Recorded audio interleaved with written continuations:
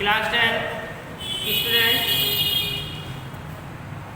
हम आपको पढ़ा रहे थे अलैंगिक जनन यानी कि सेक्सुअल रिप्रोडक्शन, जिसके अंतर्गत हमने आपको बताया था कि ये कई प्रकार का होता है, जैसे विखंडन और खंडन तथा मुकुलन। विखंडन बताया था हमने कि ये अमीबा में होता है और खंडन यूलोथ्रेक्स, राइजोपस तथा हाइड्रा में होता है। इसी प्रकार से मुकुलन हमने आपको बताया था कि हाइड्रा तथा ईस्ट में होता है।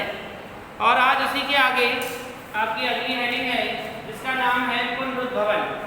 ठीक है, तो ये पुनरुद्भवन है, यानी कि इसका मतलब ये होता है कि जैसे कोई जीव टूटता है अपनी जगह से तो वह अपनी जैसी ही संरचना फिर बना लेता है, इसी को पुनरुद्भवन कहते हैं।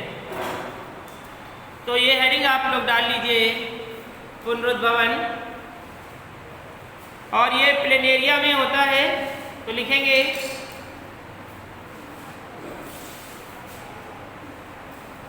किसी जंतु के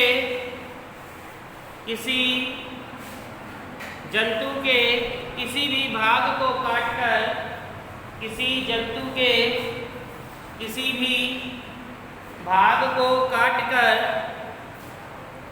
सामान्यतः नए जंतु की उत्पत्ति होना, काटकर सामान्यतः नए जंतु की उत्पत्ति होना पुनरुद्भवन कहलाती है। उत्पत्ति होना पुनरुद्भवन कहलाती है।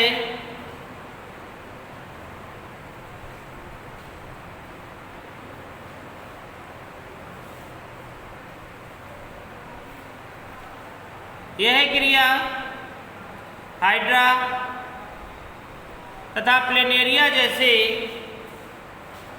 सरल जीवों में होती है, सरल जंतुओं में होती है।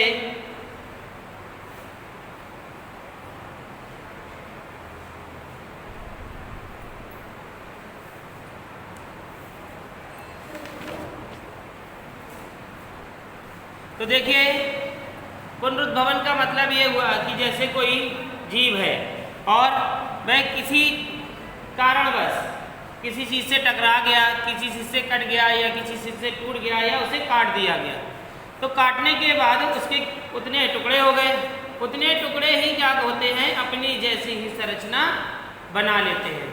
तो अपने जैसी ही संरचना सिर्फ यही प्राणियों में होती है जो अपनी जैसी संरचना बना लेते हैं, इसी को पुनरुद्भवन कहते हैं।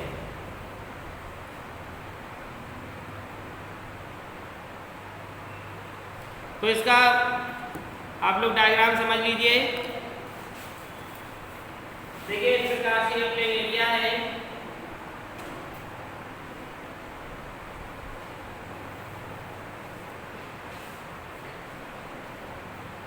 और देखिए ये प्लेनेरिया है और इस प्लेनेरिया को हमने यहाँ से काटा, यहाँ से काटा, कितने भाग हो गए? 3। अब ये देखिए ये भाग अलग हो गया,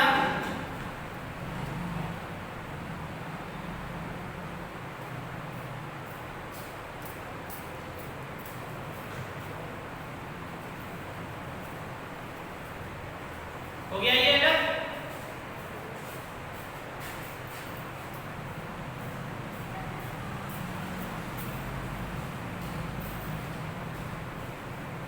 ये देखिए 3 भाग हो गए, इसके हो गए। अब 3 भाग में क्या किया,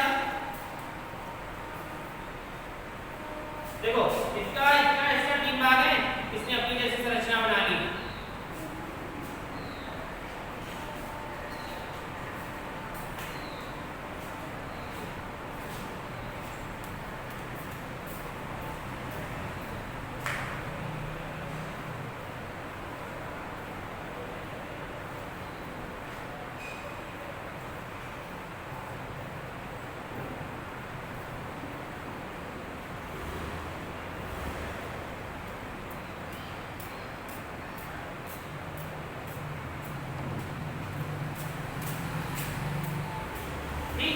ये देखिए बना लीजिए इसे।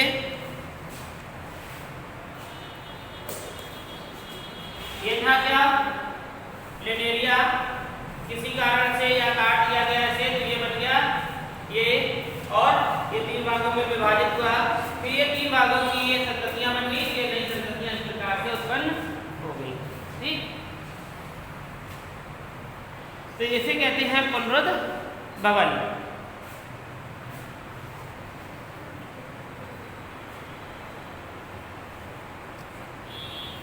डायग्राम को बना लीजिए, हेडिंग डाल लेंगे प्लेनेरिया में पुनरुद्ध भवन।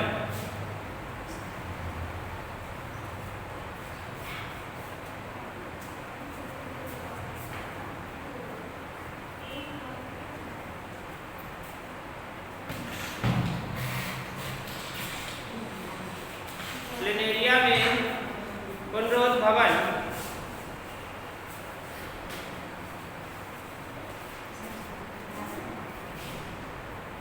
बन गया।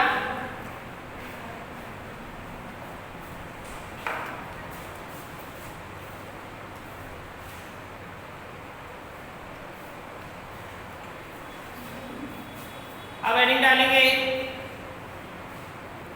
बीजाणुओं द्वारा। बीजाणुओं द्वारा क्या? अलैंगिक जनन है, जो किसके द्वारा हो रहा है? बीजाणुओं के द्वारा। हेडिंग डालेंगे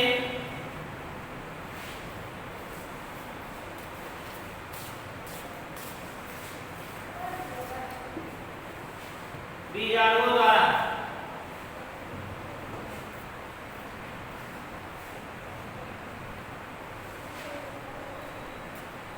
बीजाणुओं द्वारा बाई स्पोर्स, स्पोरेस,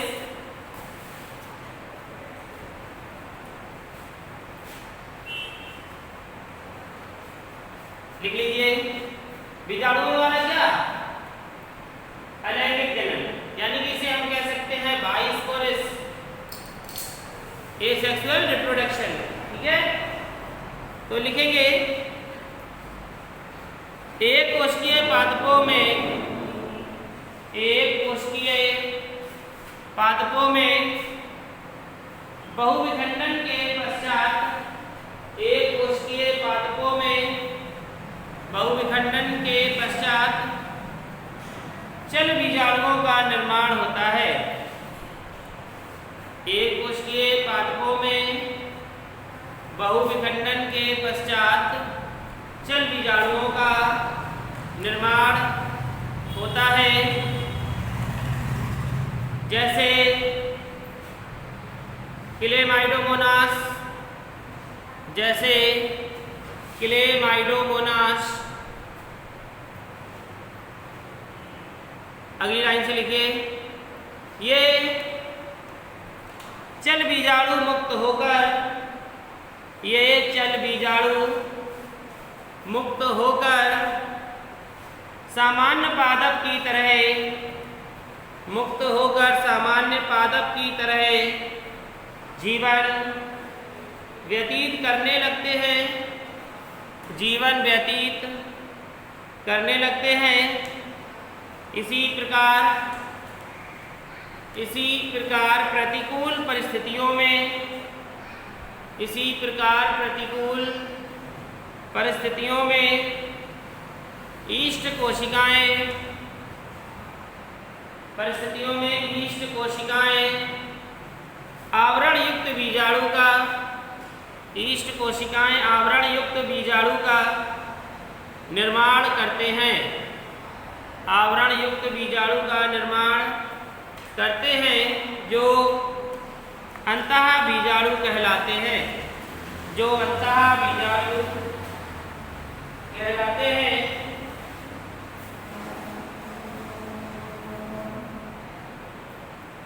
बीजाणुओं की संरचना, बीजाणुओं की संरचना एक कोशिकीय होती है, बीजाणुओं की संरचना एक कोशिकीय होती है तथा इनमें बाहरी सुरक्षा हेतु, तथा इनमें बाहरी सुरक्षा हेतु दृढ़ आवरण होता है, दृढ़ आवरण होता है, जो अनुकूल परिस्थितियों में, जो अनुकूल परिस्थितियों में फट जाता है, जो अनुकूल परिस्थितियों में फट जाने के कारण बीजाणु मुक्त होकर, जो अनुकूल परिस्थितियों में फट जाने के कारण जीवाणु मुक्त होकर नए जीव का निर्माण करते हैं, मुक्त होकर नए जीव का निर्माण करते हैं। इनका प्रकीर्णन वायु या जल द्वारा होता है। इनका प्रकीर्णन वायु या जल द्वारा होता है, जैसे म्यूकर, राइजोपस, पक्सिनिया, फर्न आदि। जैसे म्यूकर, राइजोपस, पक्सिनिया, फर्न आदि। तो सभी बच्चों, इसमें आपको समझ में आया कुछ? इसमें इन्होंने ये बताया है कि जो एक कोशिकीय पादपों में विखंडन के पश्चात चल बीजाणुओं का निर्माण होता है। तो जो चल बीजाणु की संरचना होती है वह कैसी होती है? जटिल होती है, दृढ़ होती है। लेकिन जब अनुकूल परिस्थिति आती है तो ये फट जाते हैं, और फटने के बाद इनमें जो बीजाणु होते हैं वह मुक्त हो जाते हैं, बाहर आ जाते हैं, और फिर वही बीजाणु क्या करते हैं? चल बीजाणु का निर्माण कर लेते हैं, यानी उसी से संतति बन जाती है। जिससे हम डायग्राम के द्वारा आपको समझा रहे हैं। तो बना लीजिए इसका डायग्राम।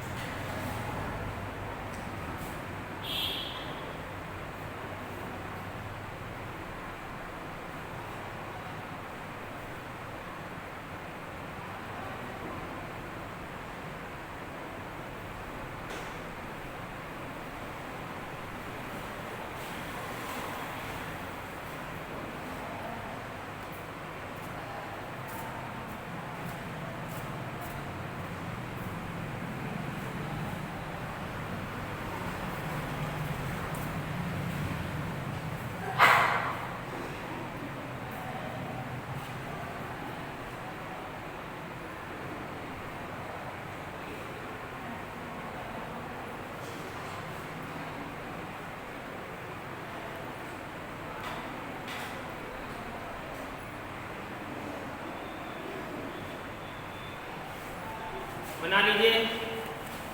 तो देखा है, आप देखेंगे यहाँ पर तो इस तरीके से आप देख रहे हैं, ये ईस्ट है और ईस्ट में अंतःबीजाणुओं का निर्माण हो रहा है। ये देखिए अंतःबीजाणु मिट्टी है, अंतःबीजाणु है, जब ये मिट्टी फट जाती है तो इस प्रकार से ये बाहर निकल आता है और नए संतति की उत्पत्ति हो जाती है। इसी प्रकार आप यहाँ पर भी देख रहे हैं, ये क्या है, ये क्लेमाइडोमोनास है और क्लेमाइडोमोनास के ऊपर के जो ये निकले कशाभिका कहते हैं, इसके अंदर ये हरित कवच भरा हुआ है, इसका ये केंद्रक है, ये मातकोशिका है। तो जब ये पूर्ण रूप से परिपक्व हो जाती है और जब इसकी अनुकूल परिस्थिति आ जाती है, जब ये पूर्ण बन जाते हैं तो ये मिट्टी क्या होती है, इसमें बहुत सारे जब क्लेमाइडोमोनास बन जाते हैं, जब अनुकूल परिस्थिति होती है तो ये मिट्टी फट जाती है। फटने के बाद एक एक करके कहाँ से बाहर निकल आती है और बाहर निकलने के बाद ये क्या करते हैं, अपनी जैसी संतान की उत्पत्ति हो जाती है। तो ये बना लीजिए दोनों डायग्राम।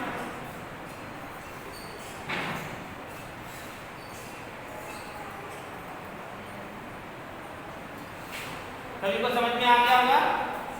जो है एक आपका ईस्ट में बताया गया है बीजाणुओं द्वारा और दूसरा बताया गया है क्लेमाइडोमोनास में।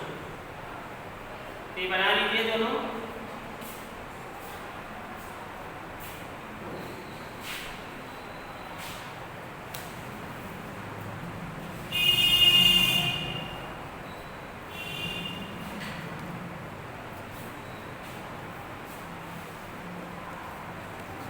इसमें आपने ये लिख ही लिया होगा कि नए जीवों का जो निर्माण करते हैं कौन कौन से होते हैं। म्यूकर होता है, राइजोपस, पिक्सीनिया, अमीबा आदि। लिख लिया है?